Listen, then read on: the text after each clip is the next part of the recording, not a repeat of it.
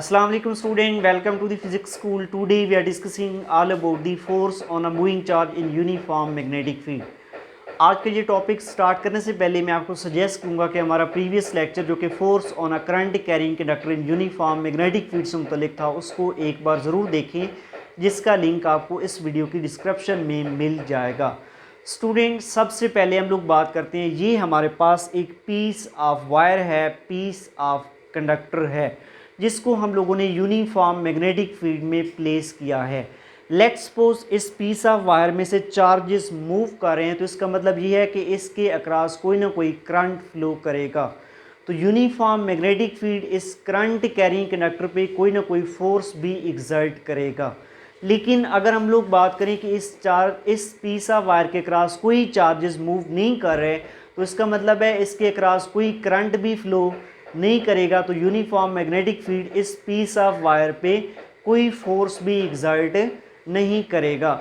हमने देखा कि uniform magnetic field piece of conductor पे सिर्फ एक ही सूरत में फोर्स एग्जर्ट कर रहा है, और वो तब जब इस पीस ऑफ वायर के क्रॉस चार्जेस मूव कर रहे हैं। अगर इस पीस ऑफ वायर के क्रॉस चार्जेस मूव नहीं कर रहे हैं तो यूनिफॉर्म मैग्नेटिक फील्ड इस पीस ऑफ कंडक्टर पे फोर्स भी एग्जर्ट नहीं करता। इसका मतलब है कि करंट कैरी कंडक्टर पे जो फोर्स लग रही है, एक्चुअली वो मूविंग चार्जेस पे फोर्स लग रही है।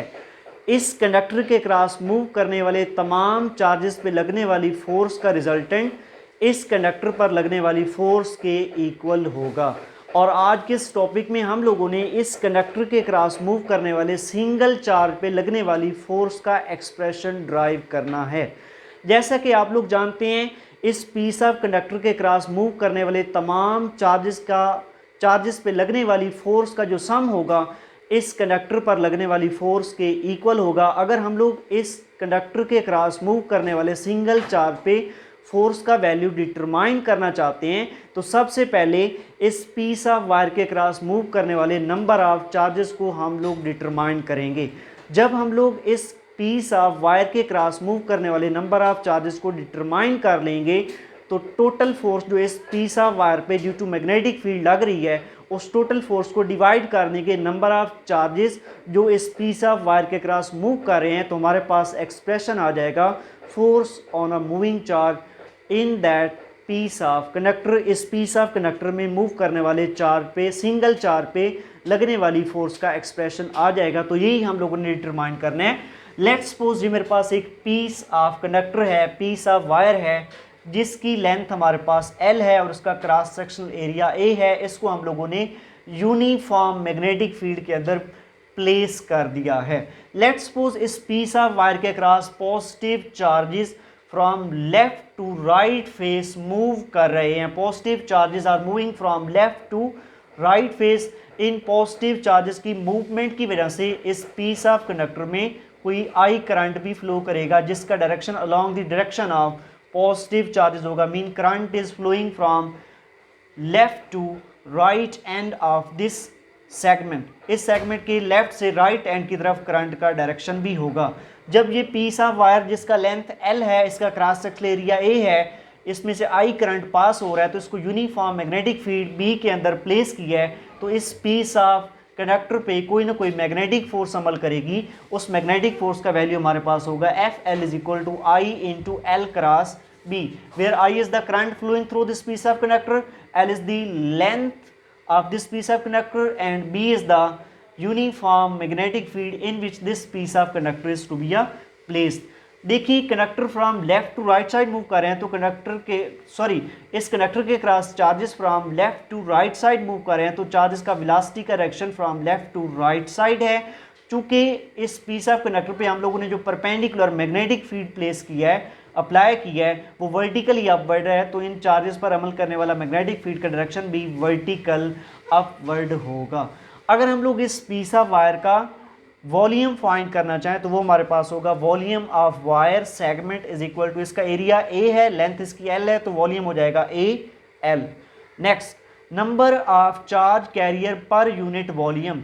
अगर इस पीस ऑफ वायर में यूनिट वॉल्यूम में हम लोग सपोज कर लेते हैं नंबर ऑफ चार्ज कैरियर हमारे पास है स्मॉल n के equal, then total number of charge in wire. अगर यूनिट वॉल्यूम में हमारे पास चार्जेस हैं स्मॉल n, तो total number of charge carrier इस पीस ऑफ वायर में कितने होंगे? यस, टोटल वॉल्यूम है AL और यूनिट वॉल्यूम में नंबर ऑफ चार्जेस N है, तो N को AL से मल्टीप्लाई कर देंगे तो ये हमारे पास हो जाएगा total number of charge in this wire which is equal to NAL। इस इक्वेशन को 2 का नाम दे देंगे।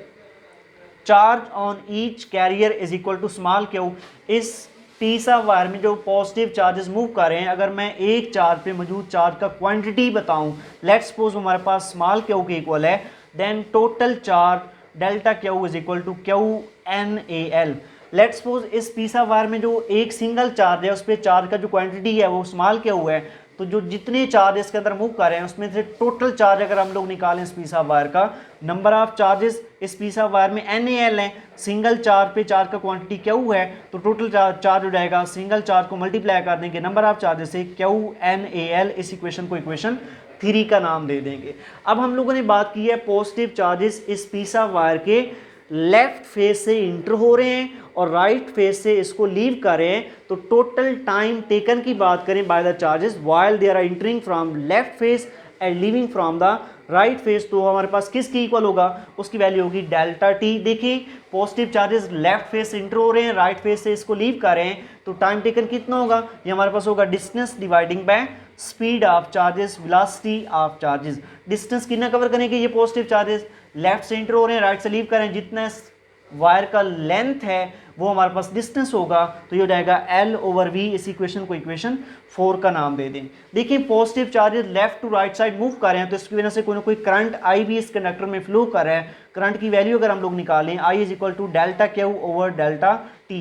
Delta Q is the total charge dividing by time taken by the charges. Delta Q का वैल्यू आप लोग निकाल चुके हैं इक्वेशन 3 में, और डेल्टा टी का वैल्यू भी आप लोग इक्वेशन 4 में निकाल चुके हैं। तो ये इक्वेशन 3 एंड 4 का वैल्यू इक्वेशन 5 में पुट करते हैं at the delta Q over delta T की जगह पे, तो हमारे पास आई का वैल्यू हो जाएगा QNAL डिवाइडिंग बाय L/V। यहाँ पे L से स्टूडेंट कैंसिल हो जाएगा, तो इक्वेशन को रीअरेंज करेंगे, हो जाएगा NAQV।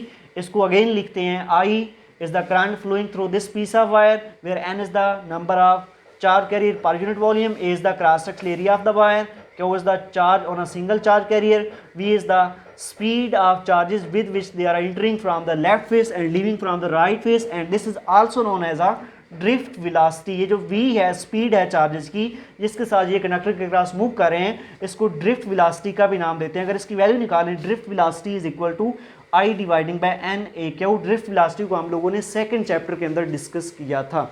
अब हम लोग क्या करते हैं, ये जो I का वैल्यू निकाला स्टूडेंट इक्वेशन 6 के अंदर, इसको इक्वेशन 1 के अंदर यहाँ I की जगह पे पुट कर देते हैं, तो ये हमारे पास put equation 6 in equation 1। I का ये जो वैल्यू है इक्वेशन 1 में यहाँ पे पुट करते हैं, तो इक्वेशन 1 को हम लोग लिख सकते हैं FL the force experienced by this piece of conductor is equal to NAQV into L cross B। यहाँ पे आप लोग जानते हैं एक वेक्टर को लिखने के लिए स्टूडेंट हमें किस चीज़ की जरूरत होती है? A vector can be determined by its magnitude and its direction. एक वेक्टर A है तो ये A उसका मैग्नीट्यूड, साथ में उसका यूनिट वेक्टर जिसकी डायरेक्शन हो जाएगी। तो यहाँ पे भी हम लोगों ने कुछ ऐसा ही करना है। ये जो VL है, V यहाँ पे मैग्नीट्यूड ऑफ स्पीड है, मैग्नीट्यूड ऑफ वेलोसिटी है, एंड L क्या है? लेंथ वेक्टर है student. VL vector is equal to VL into L cap. जिस तरह से मैंने A को लिखा है A magnitude into its direction, तो लेंथ वेक्टर को मैं यहाँ पे यूँ लिख सकता हूँ L ये लेंथ का मैग्नीट्यूड और ये उसका यूनिट वेक्टर जो उसकी डायरेक्शन को रिप्रेजेंट करेगा। जरा गौर से देखें, यहाँ पे स्पीड का direction from left to right side है, तो स्पीड का यूनिट वेक्टर हमारे पास इस डायरेक्शन में आ गया V कैप, और लेंथ चूंकि करंट की डायरेक्शन में ली जाती है, तो करंट का direction from left to right है, तो लेंथ का जो यूनिट वेक्टर होगा L कैप वो भी किसके अलॉन्ग होगा? V कैप के अलॉन्ग होगा। देखिए L कैप V कैप दोनों यूनिट वेक्टर्स हैं, दोनों का मैग्नीट्यूड 1 और दोनों का डायरेक्शन भी सेम है। Speed vector, speed unit vector और लेंथ यूनिट वेक्टर दोनों का मैग्नीट्यूड भी सेम, डायरेक्शन भी सेम। तो हम लोग यहाँ पे L कैप की जगह पे V कैप से रिप्लेस कर सकते हैं। तो इसको हम लोग दोबारा लिखते हैं VL vector is equal to VL magnitude into V cap. ये यहाँ पे दोबारा हो जाएगा V कैप इंटू L, ये होगा वेलोसिटी का मैग्नीट्यूड और उसका यूनिट वेक्टर डायरेक्शन। तो इसको हम लोग लिख सकते हैं वेलोसिटी वेक्टर। ये हमारे पास इसको यहाँ पे हम लोग लिख दिया VL vector is equal to velocity vector into length, ये हो गया speed into length vector which is equal to speed vector या वेलोसिटी वेक्टर इनटू लेंथ। ये हमारे पास इसका वेक्टर में हो गया क्योंकि वी कैप आ गया था, जिस तरह से ए कैप था तो ए वेक्टर था, तो V cap velocity vector into length का मैग्नीट्यूड। तो ये चीज़ हम लोग पुट कर देते हैं इस इक्वेशन में, वी एल वेक्टर की जगह पे लिख देंगे स्पीड वेक्टर इनटू एल। तो ये इक्वेशन 1 में इसमें यहाँ पे ये चीज़ पुट करने पे इक्वेशन नेक्स्ट हमारे पास होगी F L is equal to N A Q L into V cross B. ये हमारे पास इक्वेशन 7 हो जाएगी। ये हमारे पास वैल्यू है स्टूडेंट किसकी, force experience by this piece of wire. इस पीस ऑफ वायर पे कितनी फोर्स लग रही है इस यूनिफॉर्म मैग्नेटिक फील्ड की वजह से, तो वो हमारे पास उसका एक्सप्रेशन ये है। लेकिन हमने यहाँ पे क्या डिटरमाइन करना है, force on a moving charge. हमने सिंगल चार्ज पे फोर्स निकालना है, force on a single charge carrier is equal to, मैंने आपको बताया था सिंगल चार्ज पे फोर्स निकालने हैं टोटल फोर्स को डिवाइड करने के नंबर ऑफ चार्जेस से। Force on a conductor dividing by total number of carrier, total number of charge carrier. Total force कितनी है, ये है। नंबर ऑफ चार्ज कैरियर कितने हैं हमारे पास, एन ए एल है। यहाँ पे इनकी वैल्यूज पुट करें, F L is the total force dividing by number of charge carrier N A L. तो एफ एल का ये वाला वैल्यू यहाँ पे जब पुट करते हैं तो हमारे पास एन ए एल से एन ए एल कैंसिल हो जाएगा। तो हमारे पास force experience by single charge carrier inside a this piece of wire is equal to Q into V cross B. This is the expression for the force experienced by the single charge carrier. एक single charge carrier इस wire में जब move कर रहा है उस पर कितना फोर्स लगेगा, उसका वैल्यू होगा Q into V cross B, where the Q is the charge on a single charge carrier, V is the speed vector, velocity vector, speed of the charge carrier, and B is the uniform magnetic field. इसका मतलब यहाँ पे ये हुआ कि जो force on a single charge career है उसकी अगर हम लोग डिपेंडेंस की बात करें तो वो डिपेंड करता है स्पीड ऑफ चार्ज पे और यूनिफॉर्म मैग्नेटिक फील्ड में। इनमें से कोई एक चीज़ भी ज़ीरो होगी, मीन चार्ज अगर रेस्ट पे है उसकी स्पीड ज़ीरो है तो उसकी वजह से जो फोर्स लगेगी यूनिफॉर्म मैग्नेटिक फील्ड चाहे मौजूद है, फोर्स का वैल्यू कितना हो जाएगा, ज़ीरो हो जाएगा। और यहाँ पे अगर स्पीड है लेकिन बी का वैल्यू ज़ीरो है तो फिर भी उस चार्ज मूविंग चार्ज पे कोई फोर्स नहीं लगेगी। आप कह सकते हैं एक चार्ज पार्टिकल जब यूनिफॉर्म मैग्नेटिक फील्ड में मूव करेगा तो उसी सूरत में उस पर फोर्स लगेगी और उसका फोर्स, उस फोर्स का वैल्यू कितना होगा, क्यू वी क्रॉस बी होगा। ये हमारे पास cross product of velocity and magnetic field आ रहा है और उसके साथ प्रोडक्ट में आ रहा है हमारे पास क्वांटिटी ऑफ अ चार्ज। अब इस चार्ज पे लगने वाली जो फोर्स होगी उसकी डायरेक्शन की अगर हम लोग बात करें, उसकी डायरेक्शन को आप लोग दो तरह से डिटरमाइन कर सकते हैं। फर्स्ट आपके पास रूल है right hand palm rule. Right hand palm rule से भी आप लोग force on a single charge की वैल्यू को डिटरमाइन कर सकते हैं, या राइट हैंड प्रोडक्ट जो रूल है उसकी वजह से भी आप लोग force on a single charge की वैल्यू से force on a single charge career जो है उसकी डायरेक्शन को डिटरमाइन कर सकते हैं। सबसे पहले मैं समझाता हूँ राइट हैंड पाम रूल क्या है। ये आपका राइट हैंड है स्टूडेंट, अगर आपकी उंगलियां स्ट्रेट उंगलियां मैग्नेटिक फील्ड की डायरेक्शन में हो, आपका थंब चार्ज की वेलोसिटी की डायरेक्शन में हो, तो इस पाम पे जो नॉर्मल होगा, ये जो पेंसिल है, तो ये किसकी डायरेक्शन को रिप्रेजेंट करेगा, यस ये फोर्स की डायरेक्शन को रिप्रेजेंट करेगा, फोर्स ऑन मूविंग चार्ज की डायरेक्शन को रिप्रेजेंट करेगा। अगर चार्ज पॉजिटिव है नॉर्मल आउटवर्ड डायरेक्शन में होगा, अगर चार्ज नेगेटिव है normal into the palm होगा। अगर charge positive normal out of palm, अगर चार्ज नेगेटिव है normal into the palm होगा। तो आइए ये जो चार्जेस मूव कर रहे हैं इन पे अमल करने वाली जो फोर्स है उसकी डायरेक्शन को अगर हम रिप्रेजेंट करें, राइट हैंड रूल लगाते हैं, यहाँ पे राइट हैंड पाम रूल लगाते हैं। मैग्नेटिक फील्ड अपवर्ड है, उंगलियां magnetic field, velocity right side की तरफ, तो पॉजिटिव चार्ज है, पाम पे नॉर्मल आउटवर्ड होगा, तो ये देखिए आउटवर्ड डायरेक्शन में यहाँ पे इन चार्जेस पे फोर्स लगेगी, इधर इस पे भी फोर्स इधर आउटवर्ड डायरेक्शन में होगी, अलॉन्ग जी एक्सिस आप इसको बोल सकते हैं, इस डायरेक्शन में इस पे फोर्स लगेगी।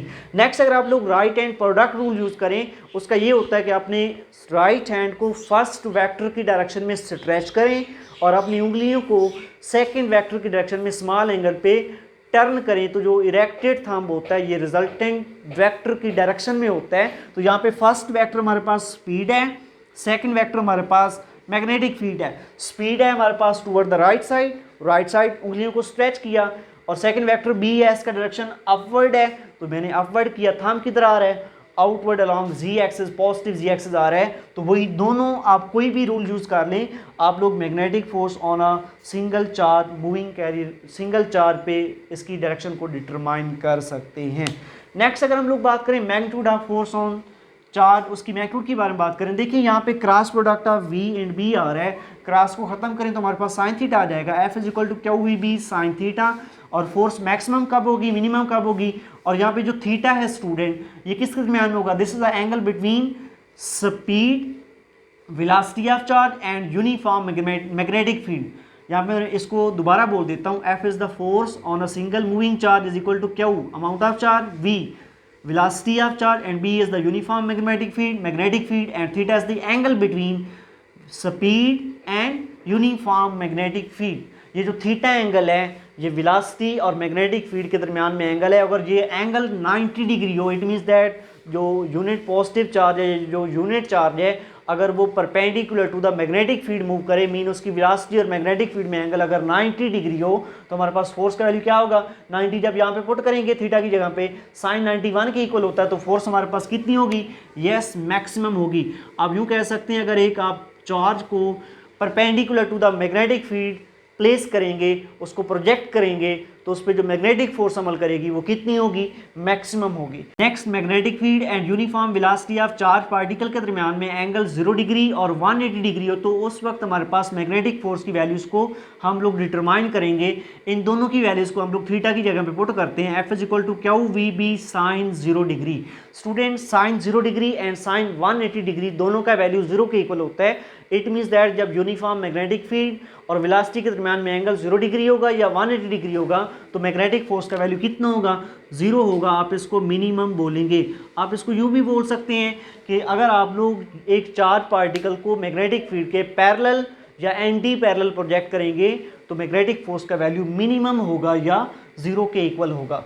अब हम लोग सपोज करते हैं ये मेरे पास एक यूनिफॉर्म मैग्नेटिक फील्ड है जिसकी स्ट्रेंथ यहाँ पे B है और इसकी डायरेक्शन मैंने ली हुई है, यहाँ पे चूंकि इसको क्रॉस से रिप्रेजेंट किया हुआ है, कैसा डायरेक्शन है, इन टू द बोर्ड इसकी डायरेक्शन है, अवे फ्रॉम रीडर डायरेक्शन में यहाँ पे कोई मैग्नेटिक फील्ड है, और इस यूनिफॉर्म मैग्नेटिक फील्ड में मैं बारी बारी पॉजिटिव एंड नेगेटिव चार्जेस को यहाँ पे इंसर्ट करूँगा, प्रोजेक्ट करूँगा, और उन पर अमल करने वाली मैग्नेटिक फोर्स की डायरेक्शन को यहाँ पे हम लोग चेकआउट करेंगे। तो अब हम लोग बात करते हैं force on a proton. Proton एक पॉजिटिव चार्ज पार्टिकल है, इस पर लगने वाली जो मैग्नेटिक फोर्स होगी वो होगी F is equal to positive E into V cross B. Let's suppose positive charge proton को इस यूनिफॉर्म मैग्नेटिक फील्ड में प्रोजेक्ट करते हैं। देखिए इसकी वेलोसिटी की डायरेक्शन यूं है, कुछ इस डायरेक्शन में, और magnetic field into the board है, मीन वेलोसिटी और मैग्नेटिक फील्ड में एंगल 90 डिग्री है। तो अब इस प्रोटॉन को जिसको हम लोगों ने यूनिफॉर्म मैग्नेटिक फील्ड में प्रोजेक्ट किया है, इस पे मैग्नेटिक फोर्स पर, इस पर लगने वाली मैग्नेटिक फोर्स का डायरेक्शन क्या होगा, उसको राइट हैंड पाम रूल की मदद से डिटरमाइन कर लेते हैं। Right hand palm rule, magnetic field into the board है, ये मेरा हाथ उंगलियां मैग्नेटिक फील्ड की डायरेक्शन में, मेरा थंब जो है ये वेलोसिटी या प्रोटॉन की डायरेक्शन में। तो चूंकि पॉजिटिव चार्ज है, पाम पे जो नॉर्मल होता है वो किसकी डायरेक्शन को रिप्रेजेंट करेगा, यस मैग्नेटिक फोर्स की डायरेक्शन को रिप्रेजेंट करेगा। नॉर्मल आउटवर्ड होता है अगर पॉजिटिव चार्ज हो, चूंकि प्रोटॉन पॉजिटिव चार्ज है तो आउटवर्ड डायरेक्शन में नॉर्मल जो है ना मैग्नेटिक फोर्स की डायरेक्शन रिप्रेजेंट करेगा। तो मीन प्रोटॉन कुछ इस पाथ को फॉलो करते हुए अपवर्ड डायरेक्शन में जो है ना डिफ्लेक्ट हो जाएगा। अब हम लोग बात करते हैं फोर्स ऑन इलेक्ट्रॉन। इलेक्ट्रॉन एक नेगेटिव चार्ज पार्टिकल है, इस पर अमल करने वाली मैग्नेटिक फोर्स का क्वांटिटी कुछ इस तरह से होगा, -E V क्रॉस B। अब हम लोग सपोज करते हैं कि नेगेटिव चार्ज को हम लोगों ने यहाँ पे प्रोजेक्ट कर दिया, एक इलेक्ट्रॉन को प्रोजेक्ट कर दिया स्टूडेंट, इसका वेलोसिटी कुछ इस डायरेक्शन में है। इसके लिए अब हम लोग यूज़ करते हैं again right hand palm rule. मेरी उंगलियाँ मैग्नेटिक फील्ड की डायरेक्शन में, थंब वेलोसिटी ऑफ इलेक्ट्रॉन की डायरेक्शन में। चूंकि इलेक्ट्रॉन नेगेटिव चार्ज पार्टिकल है, पाम पे नॉर्मल कैसा होगा, इन टू द पाम होगा, mean into the palm direction में जो है ना इस इलेक्ट्रॉन पे फोर्स अमल करेगी, तो इन टू द पाम डायरेक्शन कौन सी बनेगी, यस नीचे की जानिब होगी। तो इलेक्ट्रॉन जो है ना वर्टिकली डाउनवर्ड डिफ्लेक्ट होगा। अब यूँ कह सकते हैं हम, जब आप लोग इस यूनिफॉर्म मैग्नेटिक फील्ड में अपोजिट पोलैरिटीज़ के चार्ज पार्टिकल को प्रोजेक्ट करेंगे तो दोनों चार्जेस अपोजिट डायरेक्शन में डिफ्लेक्ट हो जाएंगे। प्रोटॉन ऊपर की जाने मूव करेगा, इलेक्ट्रॉन नीचे की जाने मूव करेगा। ये था हमारा आज का डिस्कशन टॉपिक, जिसमें हम लोगों ने force on a moving charge से मुतल्लिक बात की है। मिलते हैं नेक्स्ट वीडियो में, तब तक के लिए अल्लाह हाफिज़। अपना बहुत ज़्यादा ख्याल रखिएगा और हमारे इस चैनल को सब्सक्राइब करना मत भूलिएगा।